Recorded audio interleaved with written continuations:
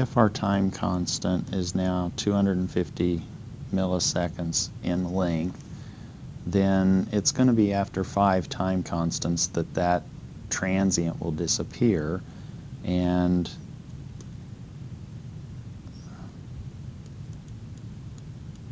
if that's now roughly 5 tau, then we have 5 times 0.25, or after a little bit more than a second, we're going to be able to say the transients have gone away or dissipated, and all we are left with is our forced response, or what's being driven by the externally exciting input waveform.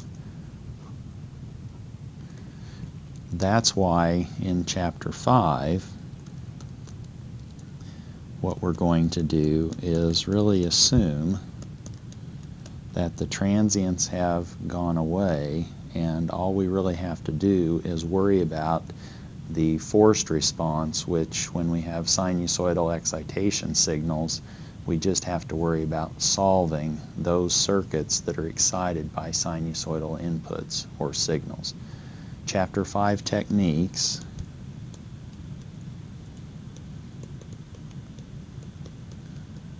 will allow us to solve sinusoidal or sinusoidally forced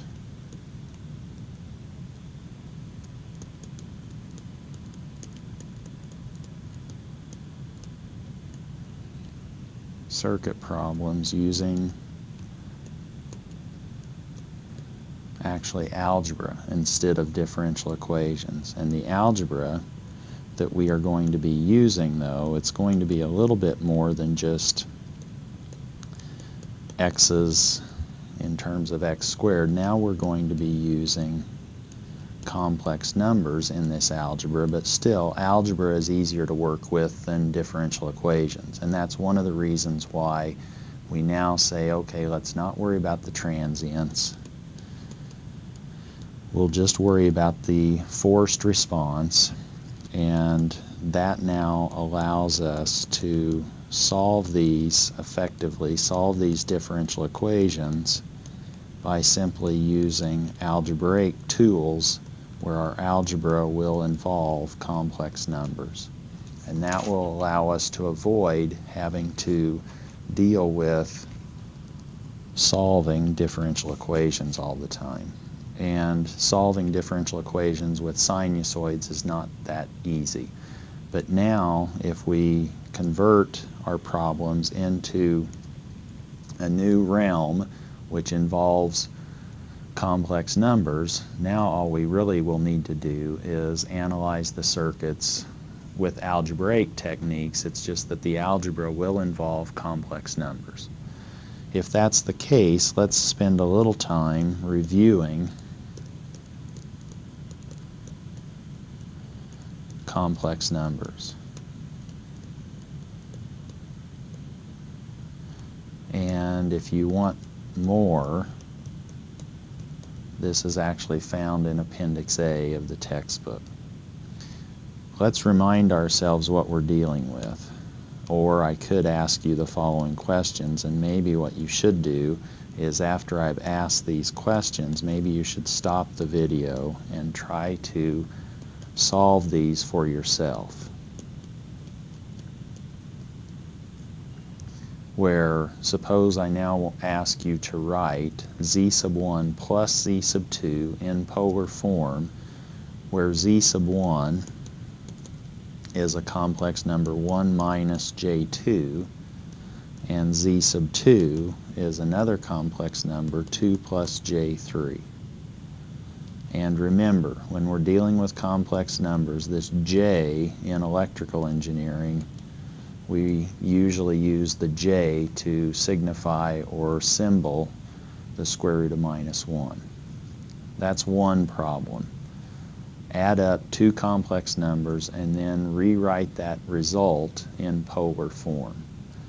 And hopefully the terminology is not going to throw you. We're going to have rectangular form, we're going to have polar form, and we'll need to be comfortable converting back and forth between those.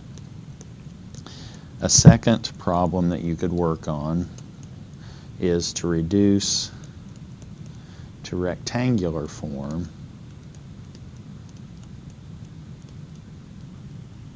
the following complex numbers. One is z sub a, which is 5 plus j5 plus 10 at an angle of 30 degrees. And that's then a rectangular form plus a polar form number being added. And the other complex number to reduce to rectangular form is 10 at an angle of 45 degrees divided by the complex number 3 plus j4.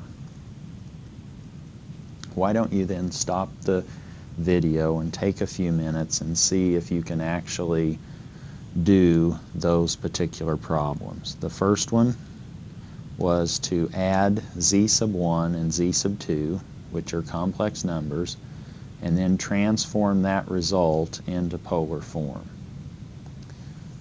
The other set of problems is to reduce to rectangular form z sub a, which is 5 plus j5 plus 10 at 30 degrees, and another reduction to perform, z sub b, which is 10 at an angle of 45 divided by 3 plus j4.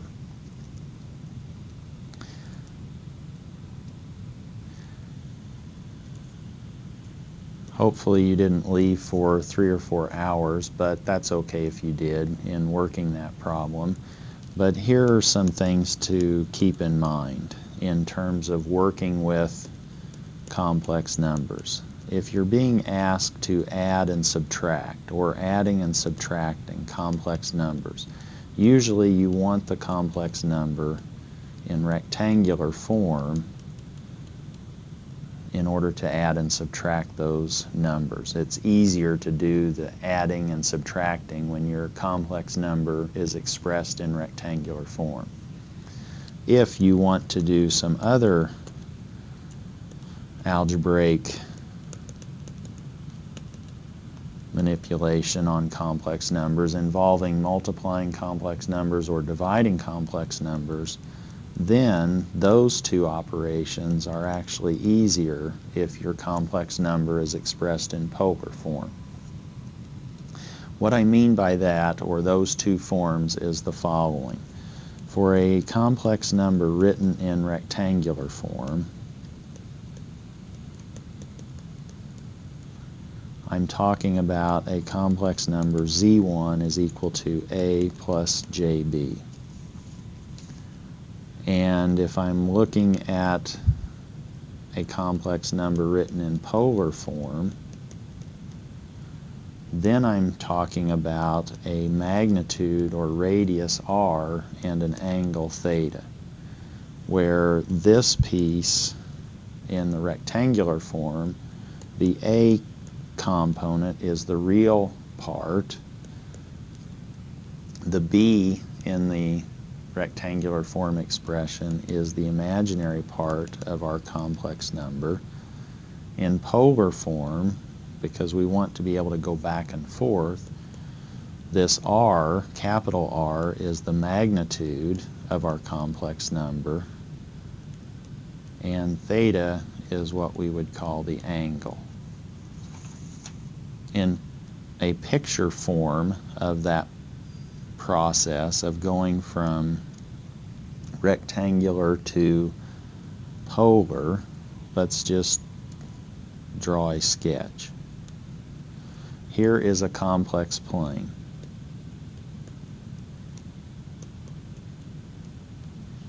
That complex plane is two-dimensional because we think of it as having a real direction and an imaginary direction.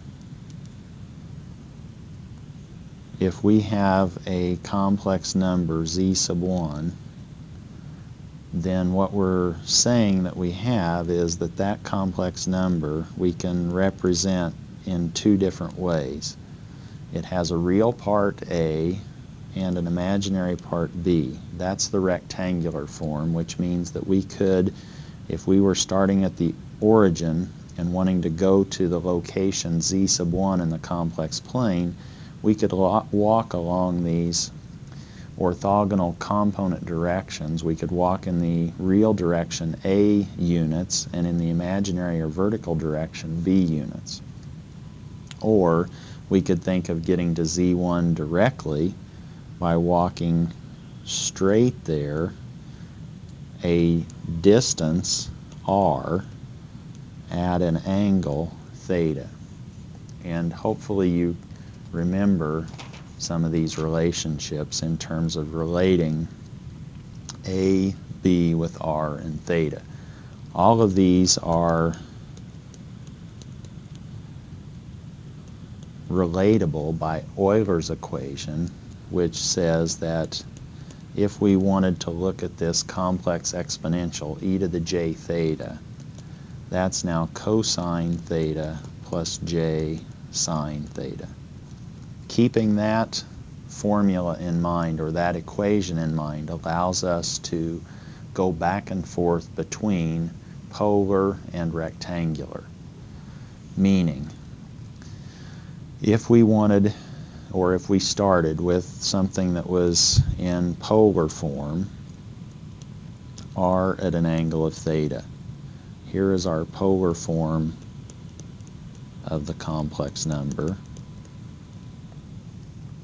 We can now go to a rectangular form by realizing that this phasor notation, so we might refer to this as the phasor of a complex number. It's a magnitude at some angle.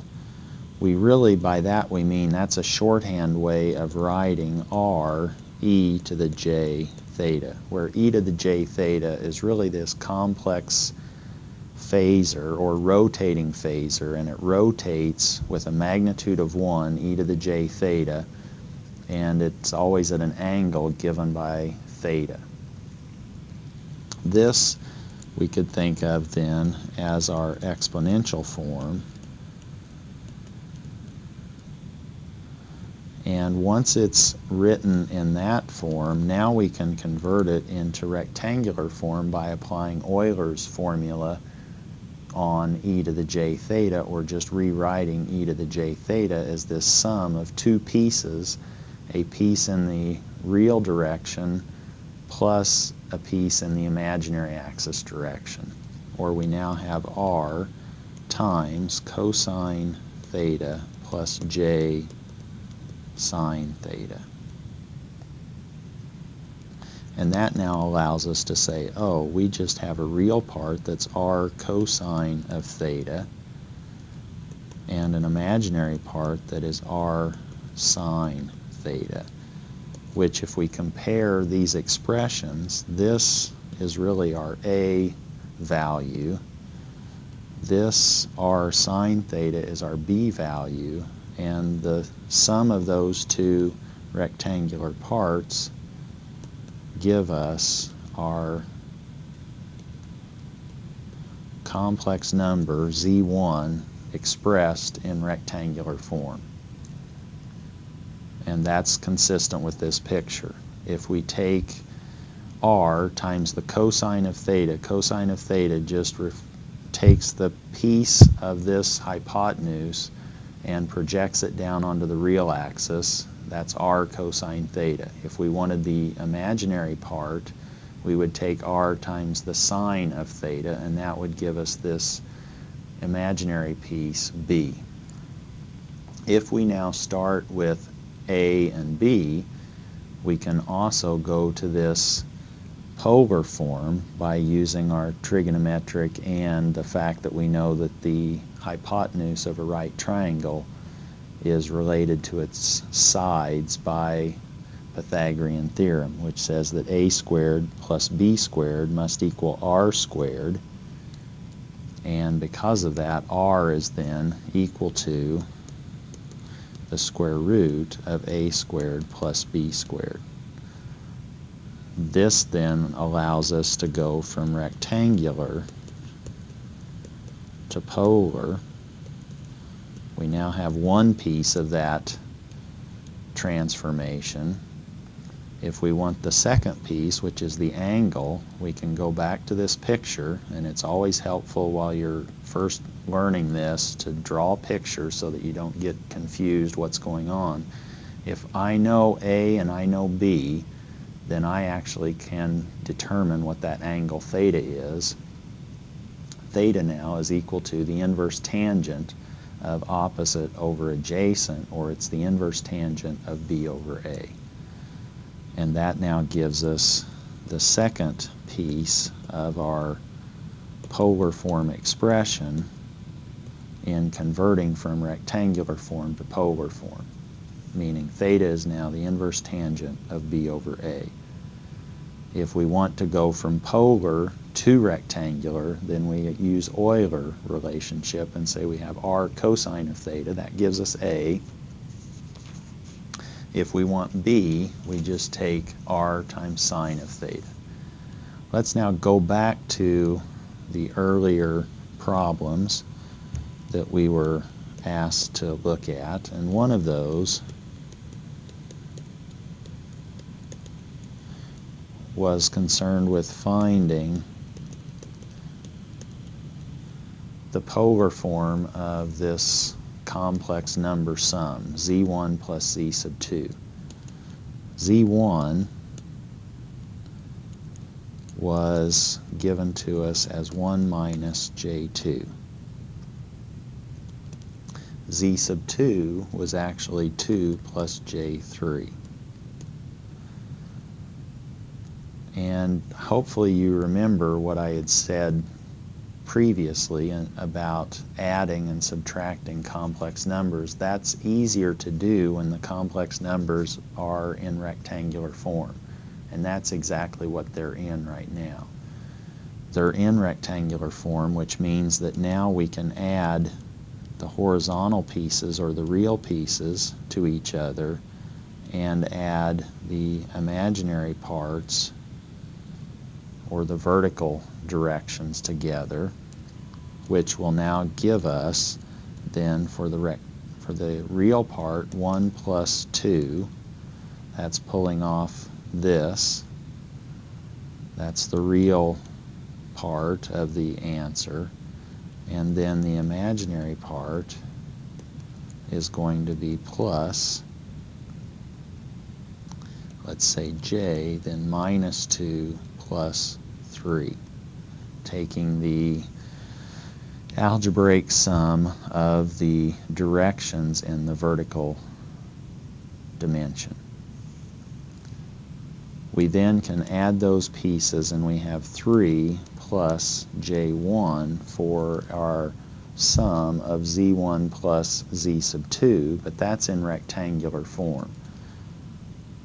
We wanted to find what that was equal to in polar form, but sometimes it's helpful to just sketch what we have so that we can visually determine by inspection if our answer seems to be making any sense. What this complex number says in rectangular form is that we have a real part of 3 units and an imaginary part of 1 unit. Here is our imaginary axis. Here is our real axis. We then go over 3 and up 1 to actually determine this result, but we wanted to express that result in terms of polar form, which says that we wanted the magnitude of that distance and this angle theta. Now that we have it in rectangular form, we can actually convert that to polar form. R is just the hypotenuse of a right triangle, and consequently then z1 plus z sub 2 as a number in rectangular form is going to have an amplitude or a magnitude or a radius of the real part squared plus the imaginary part squared, and the square root of that answer. The angle theta is going to be then the inverse tangent of the imaginary part or opposite over the real part or the adjacent. Now you can get out your calculator if you want. We now have the square root of 10, which is 3.162, and an angle that has a tangent of 1/3, or the angle is inverse tangent of 1/3. If you plug that into your calculator, you should find that then the inverse tangent of 1/3 is 18.43 degrees. And that's consistent with the picture. That hypotenuse or radial length looks to be about 3, a little bit longer than 3, and the angle looks to be less obviously than 45 degrees, and it's about 20 degrees, or 18.5, or 18.43. That's the first complex number operation solution. The other one wanted us to convert some numbers into rectangular form. In particular, z sub a was 5 plus j5 plus 10 at an angle of 30 degrees. Hopefully you said, oh, if I want to add two numbers, I probably should be adding those when they're both expressed in rectangular form. The first piece is already in rectangular form. The second piece can be rewritten or transformed from polar to rectangular by Euler, and that says we now need to take cosine of 30 degrees plus j sine of 30 degrees.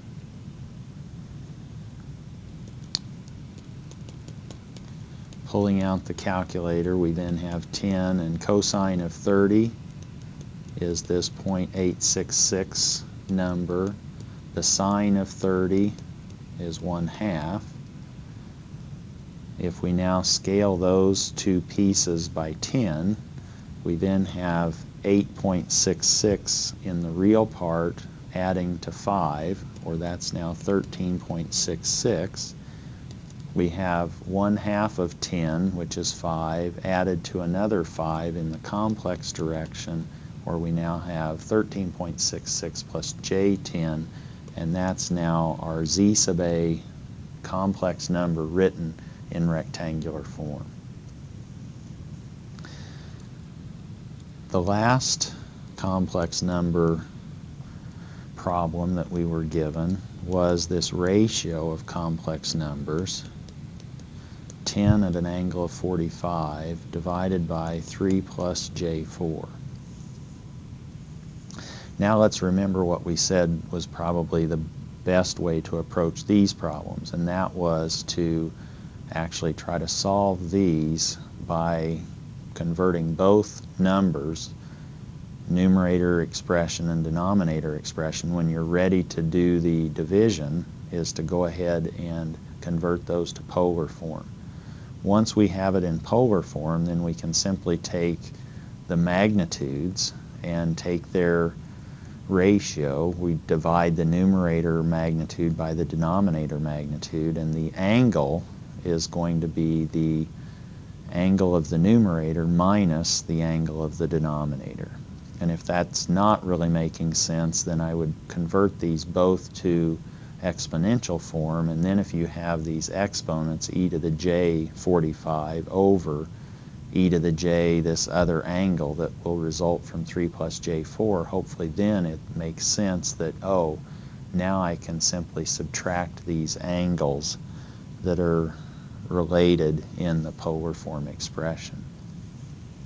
The first thing that I really need to do, though, is convert the denominator formula or complex number into polar form. That's a 3, 4, 5 triangle, which means that the hypotenuse has a magnitude of 5 if it has one side of 3 and one side of 4, or the square root of 9 plus 16, the square root of 25 is 5, and the angle of that complex number is then the inverse tangent of the imaginary part over the real part, or opposite over adjacent.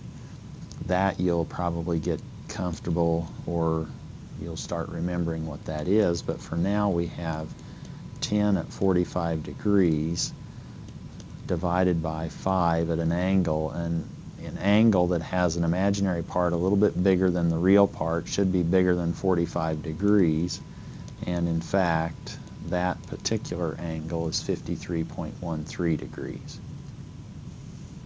We can now do this division in 2 steps. We simply take that ratio, or divide 5 into 10. That leaves us with 2. And then to get our resulting angle that we want, we simply take the numerator's angle and subtract from that the denominator's angle. Or we now, z sub b in polar form is now a magnitude of 2 at an angle of 45 degrees minus 53.18, which is actually a little bit more than 8 degrees. And so now we have 2 at minus 8.13 degrees. But we wanted that in rectangular form. Sometimes it's nice to just think about what you have. You now have a length of 2 at an angle of minus 8.13. All of our angles are relative to the real axis, positive real axis, meaning the angle theta that we're interested in is always relative to this particular real, positive real axis. Positive angles then move this way. Negative angles are going to go clockwise. Positive angles are going to go counterclockwise. We now have a negative angle, and in particular an angle that's less than 10 degrees in the negative direction, and we have a length of 2. This is now 8.13, which with a negative, and that says then that our rectangular value that we should end up with should have a real part that's maybe a little bit less than 2 and an imaginary part that's negative, and it's going to be then not that big, but it's going to be a little bit bigger than 0, obviously. But we can now convert that using Euler's formula. We now have 2, and we can take the cosine of minus 8.13 degrees plus j sine of minus 8.13 degrees. Or z sub b is now 2 times, and the cosine of negative x is cosine of x. That's going to actually just give us a positive number, and cosine of 0 is 1. So we would expect this to be close to 1. It's actually 0.9899. Sine of x is approximately, for small x, is approximately x. It's actually going to be a negative number, and it's then j 0.1414. And if we scale both of those by 2, we end up with our z sub b as a rectangular number as 1.98 in the real part, and the imaginary part is then 0.2828. We have now done the complex number review that I'm hoping helps get you back to speed with complex numbers, but it's always helpful, I think, when dealing with complex numbers. If you're a little bit rusty, I would just start sketching those in the complex plane. You have a real part, you have an imaginary part, then sketch those pieces and see what your magnitude is and your angle is relative to the positive real axis. What we will do is we are actually going to convert these time domain waveforms, which are sinusoids, into a magnitude and an angle, and so we'll now have a polar form expression for these time domain numbers. We're going to put them into this polar form convert our impedances, which will be generalizations of resistors, will now convert capacitors and inductors into these generalized impedances and play with those, and everything's going to be with complex values, but we'll just be able to do all of our analysis with algebra. To continue then, let's now look at what these sinusoids look like, or look at their pieces. These are the signals that will be living in our circuits. If we excite a linear circuit that contains resistors and capacitors and inductors, if we excite that circuit with a sinusoid of a particular frequency, let's say of 10 hertz, then every signal in that circuit after the transients have decayed is going to have a frequency of 10 hertz.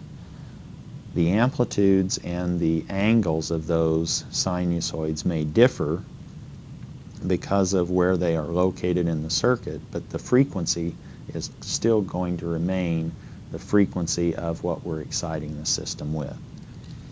Let's now look at sinusoids as time domain signals. Here's V sub 1 of t. Suppose that has a magnitude of V sub m, and now when I speak of sinusoids, I'm meaning cosines or sines. Typically we will work with cosines just to make sure everybody's using the same piece or the same type of sinusoidal signal. We now have cosine omega t plus theta.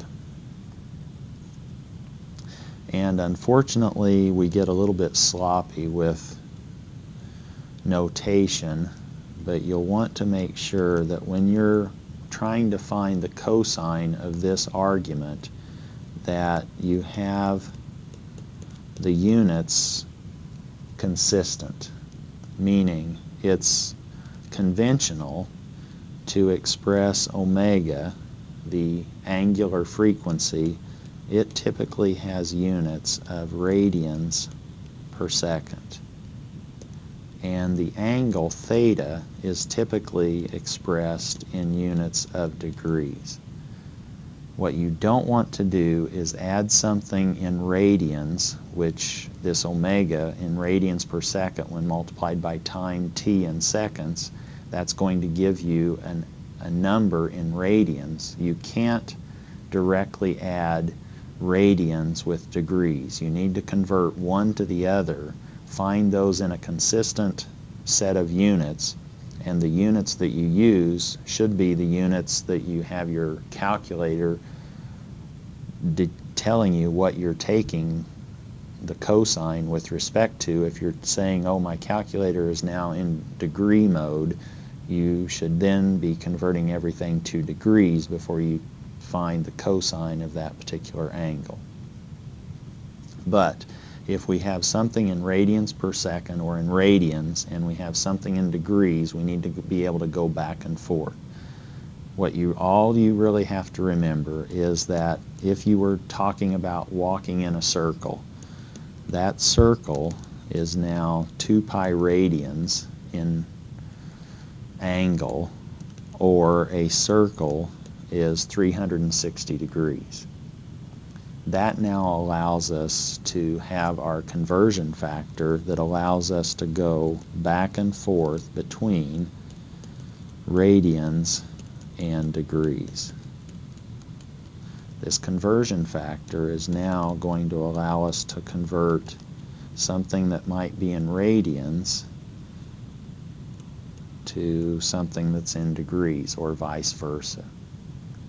Meaning, and you can now put 360 over 2 pi if you want to convert radians to degrees, or if you want to convert degrees to radians, you can say 2 pi radians over 360 degrees. Or you could say, well, you know what, let me just get rid of some of that baggage and just say that my conversion factor is pi radians over 180 degrees. Or if we go a half circle, that's pi in radian measure, or it's 180 degrees in degree measure.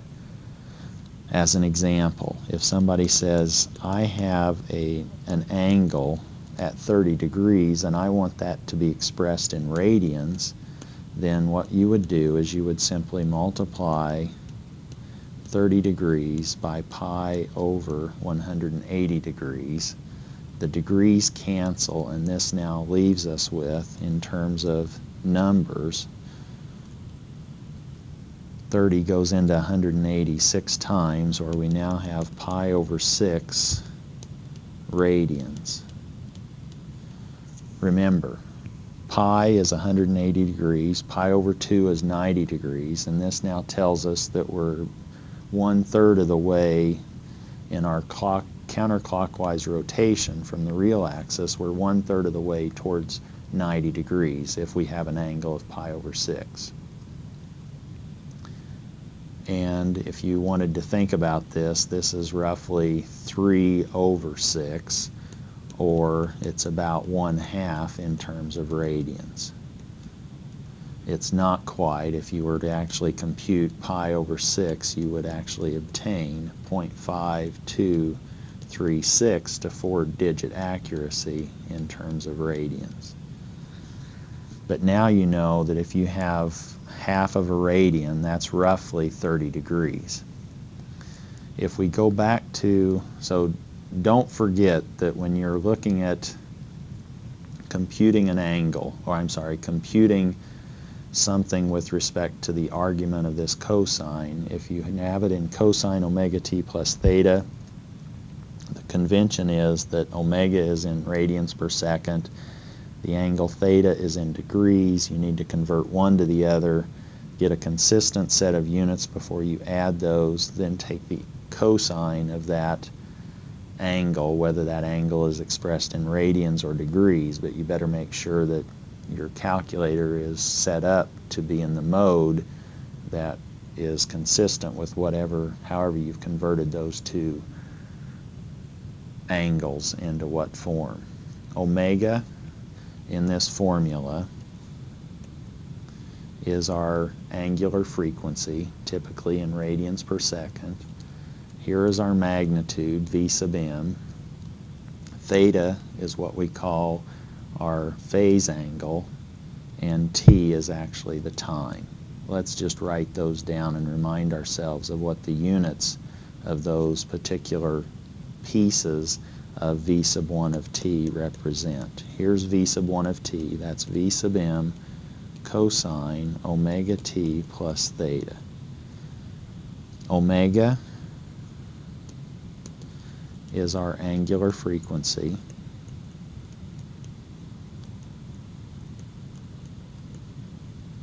and that, as I said, is typically given units of radians per second, or written in terms of radians per second. V sub m is your peak or maximum value of the cosine waveform, or you might hear that referred to as the amplitude. Theta is the phase angle, and again, that angle is usually measured in degrees, and it's relative to the positive real axis in terms of, in the complex plane, if we were to just rewrite, and that's what we are going to do, we will rewrite this time domain quantity, V sub 1 of t, as a complex number with an amplitude V sub m and an angle of theta, and we'll just keep this omega on the side of our page. If we need to use omega, which is our angular frequency, we should have that in our notes or on the side of our page to keep track of. And t, finally, is the time in seconds. That allows us then to relate some of these. If we looked at omega, that's now another way of thinking of omega is actually 2 pi over the period of our waveform, or you might want to keep this in mind, it's 2 pi f, where f is now the frequency in hertz. with this notation then, t is our period of the waveform. That's a new variable now.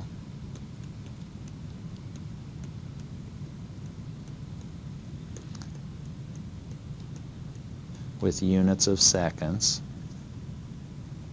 Remember, omega was radians per second, and 2 pi is in radians, t is in seconds. So t, capital T, is our period of the waveform, and if you were to sketch this waveform, which we'll do in a minute, the period of that waveform is capital T. F is actually the reciprocal of capital T, and this F is also the frequency of our sinusoidal waveform, but now it has different units. It's now per second in terms of its units, or F is the number of cycles of the waveform in 1 second.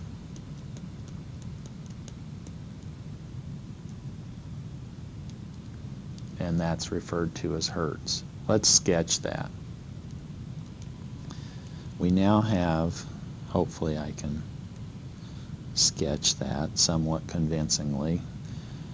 Here is a waveform. It's supposed to be symmetric with respect to this time axis. Here is time. This is actually a sine wave, since at 0 it's equal to 0, but this is the maximum amplitude. That's V sub m. If I had sketched this accurately, this should be minus V sub m, and this length of one cycle or one period of this waveform is this period, capital T.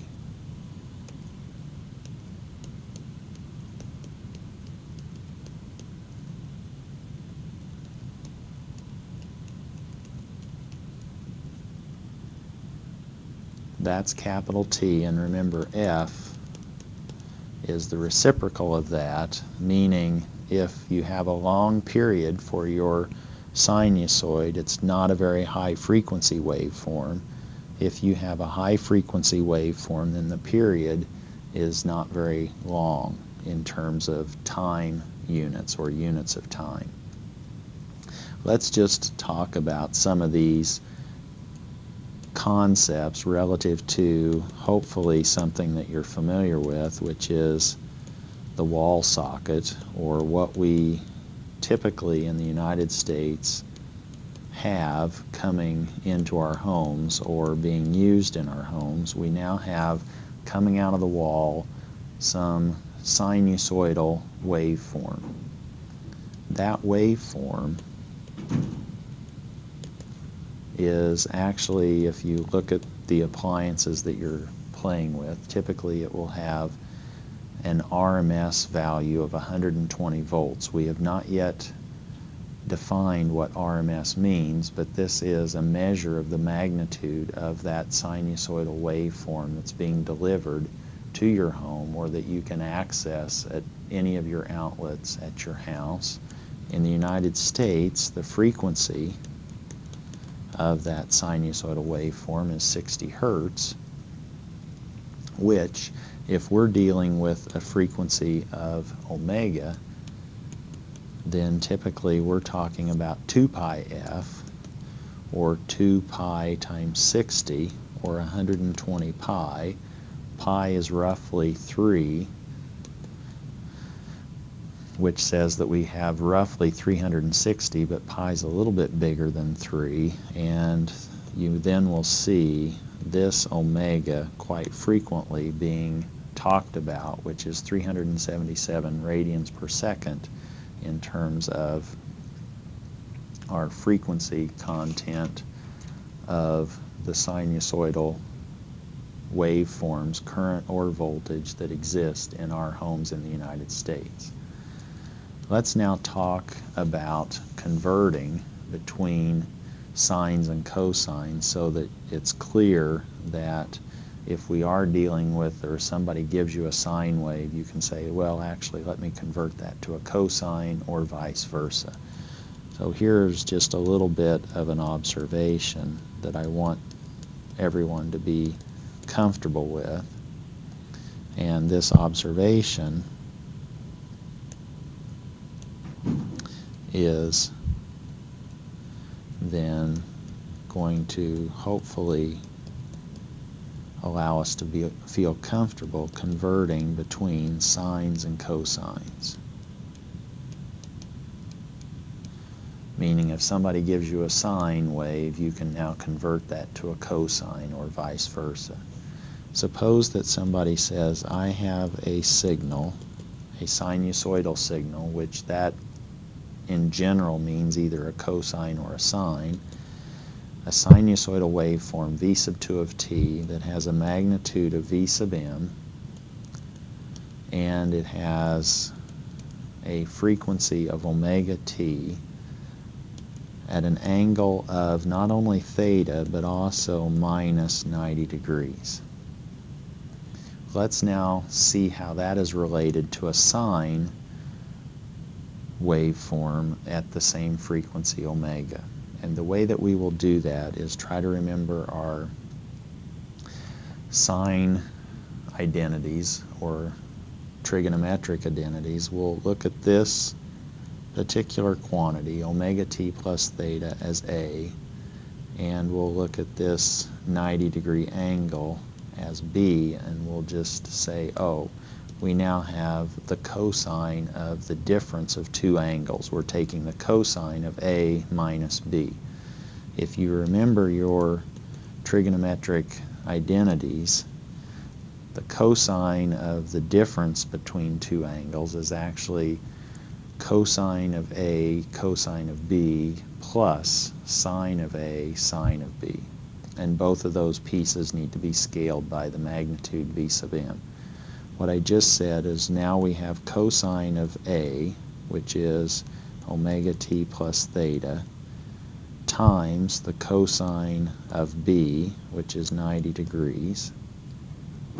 Then we add to that, since here we had the difference, now in this expansion it's actually plus the product of the sine pieces, sine of A, omega t plus theta, times the sine of B, which is 90 degrees. Now just remember what this represents. Cosine of 90 degrees, if we have a right angle and we take the cosine of that angle, we get 0. If we have a 90-degree angle or a right angle and we take the sine, that's equal to 1. That means that the first half of this expansion collapses or goes away, and we're left with then v sub 2 of t being equivalent to v sub m sine of omega t plus theta. And this is the A. Meaning, if we have a cosine waveform, then if we wanted to convert that to a sine waveform, we need to then establish this relationship.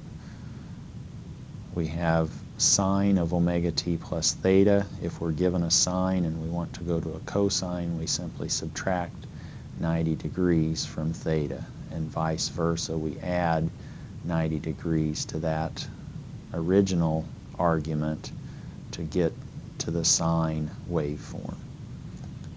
Meaning, we now have v sub 2 of t can be rewritten or written two different ways. It could be written as a sine omega t plus theta with an amplitude of v sub m, or it could be rewritten as v sub m cosine of omega t plus theta minus 90 degrees. Meaning if we need to write a sine as a cosine, we need to take away 90, and if we want to write cosine as a sine, we need to add 90. The other property that I would like to discuss, or observation, is the fact that these sinusoids are indeed periodic.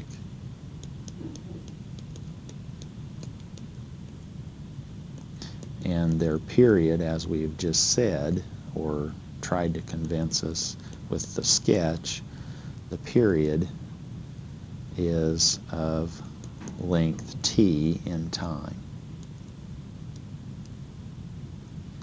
And how can we show that? Well, if we have a cosine omega t, we want to try to convince ourselves that that particular cosine waveform repeats after capital T units of time, which means if we looked at a similar cosine, but now instead of looking at little t, let's look at little t plus capital T. Let's just look at capital T units of time later in this cosine waveform. This is now cosine. Let's now distribute the omega between the two pieces. Omega t, this is a time-varying piece, plus omega capital T. That's going to be a fixed piece once we've found capital T. But now we can apply that cosine of a plus b expansion that we've done up above, except now we have the plus sign. This will now be cosine omega t, little t, cosine omega capital T, minus sine of omega little t, sine of omega cap t. If this expansion, or this waveform cosine of omega little t, is supposed to be periodic, then that should imply that in this blue equation up above, the left-hand side, which is what I'm calling this, that should equal the right-hand side, if indeed it's periodic, because we're saying it now has a period of capital T by that first step in our derivation. If it's periodic, then cosine omega t must equal the right-hand side, but the right-hand side doesn't look like cosine omega t. We could actually make it be cosine of omega t if we set that piece equal to 1 and we set this piece equal to 0. We can force the left-hand side to be the right-hand side, and then under those conditions, or what conditions does that impose on our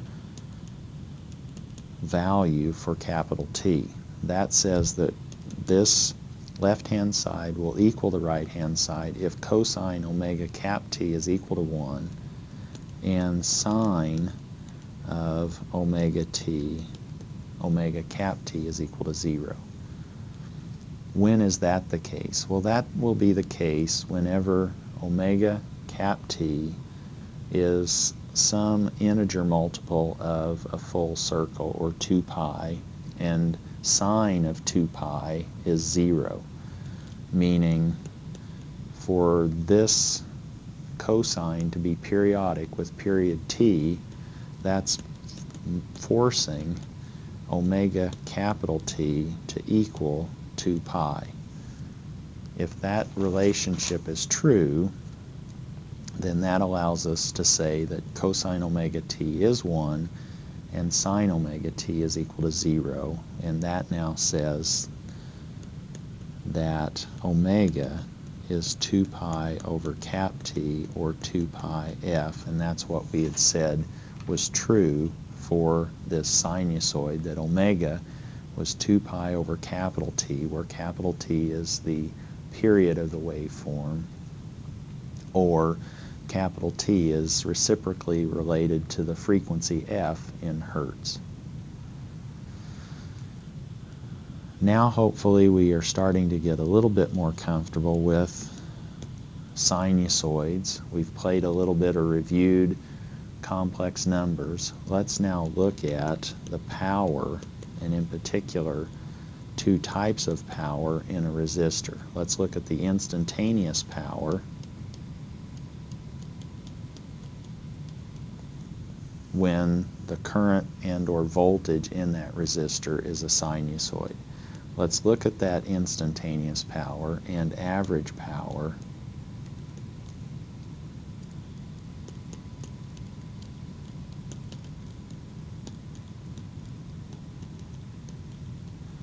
in a resistor. And I will refer you to the first example in chapter 5 as another way of looking at this same discussion. What we want to though look at now, we are very comfortable, I hope, at this point with power in a resistor. It's just voltage times current. It doesn't matter what that voltage is or that current is. The instantaneous power is V of t times I of t. Now let's just suppose that V of t, the voltage across that resistor, is a periodic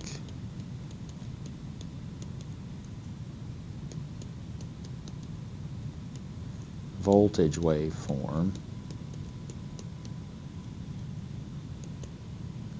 and that's what we're applying to the resistor.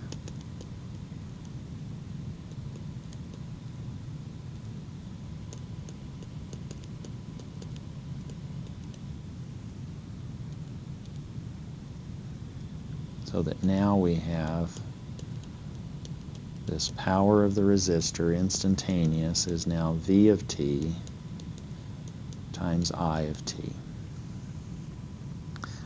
But if V of t is the voltage across the resistor, we can actually relate that to the current through our resistor. Here's V of t, and the current through the resistor is V of t over R.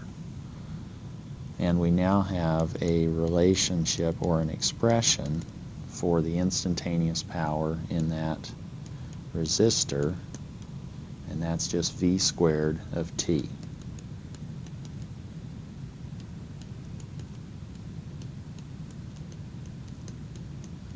That's our instantaneous power in that resistor.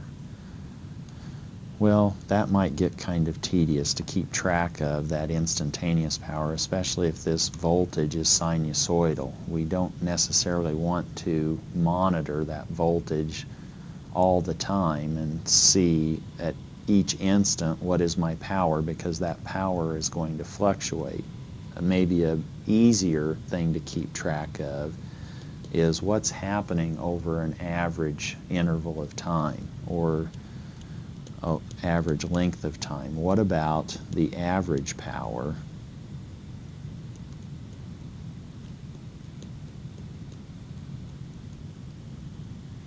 being absorbed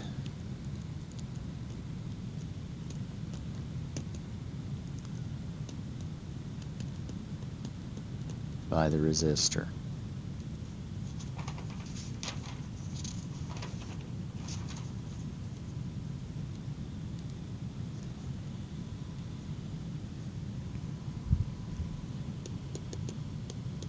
What do we know about energy and power? We know that if we have power, we can integrate that to obtain energy over a particular interval of time. Or the energy delivered to the resistor, if we look at just one period of time, we would say, okay, let's find the energy delivered to that resistor in one period of time, capital T. Without any loss of generality, we could integrate over one period of time starting at time 0 and going to one period later, which is capital T, and we know the time domain behavior or instantaneous power absorbed by that resistor, that's P sub R of T, and the energy then delivered or absorbed by that resistor is going to be this integral of that instantaneous power over one period of time, 0 to T. If we wanted to obtain the average power,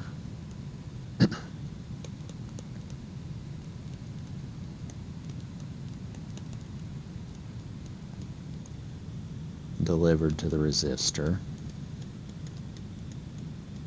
then really all we need to do is take that energy in one period and divide it by the time that we were concerned with, which was in this case, one period of time, capital T, meaning the average power is going to be the energy absorbed in one period divided by one period of time. Let's now define that, or write that down in an expression. Our average power is now E, which I think we said E sub T, over capital T. But that's just 1 over T, this integral from 0 to cap T, P sub R of T dt. But in terms of our periodic waveform, V of T, for the voltage waveform, we can now say that that's 1 over T integral from 0 to T of V squared of T over R dt.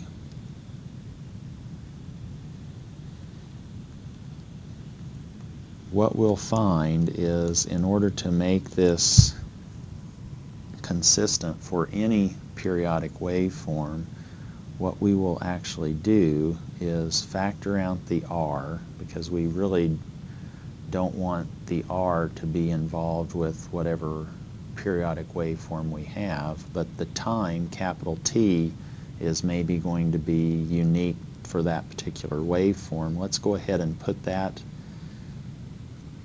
underneath the square root,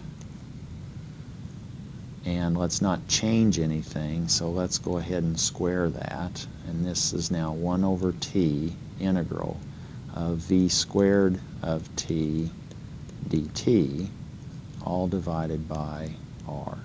And that's exactly the same expression. All we've done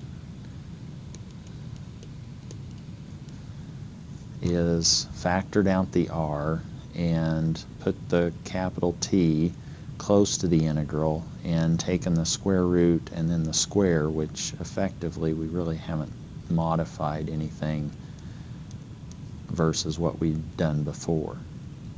Now what we've done though is we've identified a new expression or formula right there, and that is what we will define as the square root of the mean of the square of that particular waveform. Let me say that again. That's the RMS quantity that we've been talking about. This is the root, or the square root, and what we want to do is RMS, in order to operate on a particular periodic waveform, we operate on that from right to left in terms of these letters in our subscript. Here's the mean, and this is now the square of the waveform that we started with. Meaning, by definition, this RMS value of voltage is going to be the square of that voltage. Then we want to find the mean of that. Well, that's just the average value, and we can find that by integrating over one period and dividing by that period. And then we take the square root of that, and that's now the square root of 1 over T integral from 0 to T of V squared dt. This particular formula now holds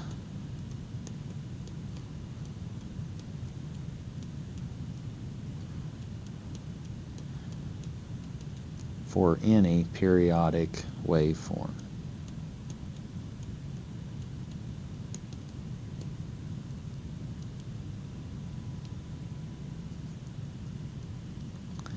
And what we've now said is, instead of worrying about this crazy looking expression v of t that could be a sinusoid, now what we're going to do, now that we've defined the RMS voltage to be the square root of the mean of the square of that waveform, if we go back here,